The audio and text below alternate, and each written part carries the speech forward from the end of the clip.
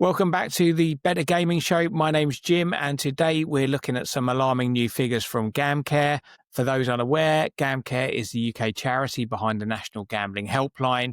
The numbers paint a troubling picture of gambling harm in Britain, and they suggest that the problem is accelerating. So let's take a look here at the summary of the article and the report. And yeah, the number of people seeking financial guidance since the start of 2025 is already higher than the whole of last year. And we are also seeing that over £5 million has been cited in gambling debts from these people seeking referrals have been reported since January, and that's almost double compared to the whole of 2024. So we are 8 months in, essentially. We've still got a third of the year left to go, and they have already busted up on the 2024 figures, which is a real worry. And they are also seeing a rise in the summer months, so June, July and August. The months are seeing a doubling of registrations year on year. And I think if we go down further into the article, we can see that August has been their highest number of referrals for any month on record, with 198 referrals. So a rising trend of people seeking help and seeking assistance when it comes to gambling harm. Let's also look into the data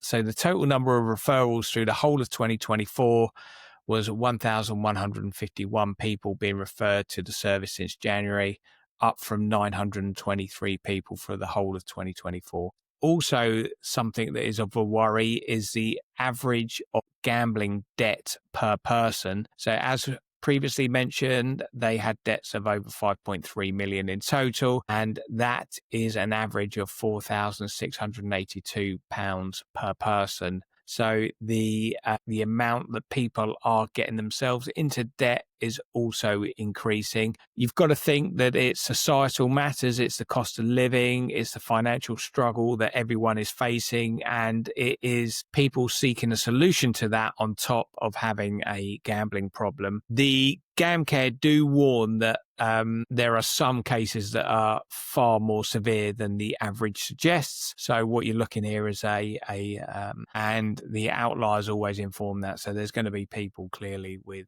six-figure gambling debts, and it's going to be people who have lost their homes, their savings, and it will be debts that they will carry with them that will take years to repay. And that is the reason why GamCare and these charities are so important, to give people a level of support that they won't get anywhere else. It is really worrying at times when it comes to gambling harm help. The charities are under severe stress as there is question marks and uncertainty around the statutory levy and how they will get funded. And I cannot emphasize enough how much this matter needs to get resolved.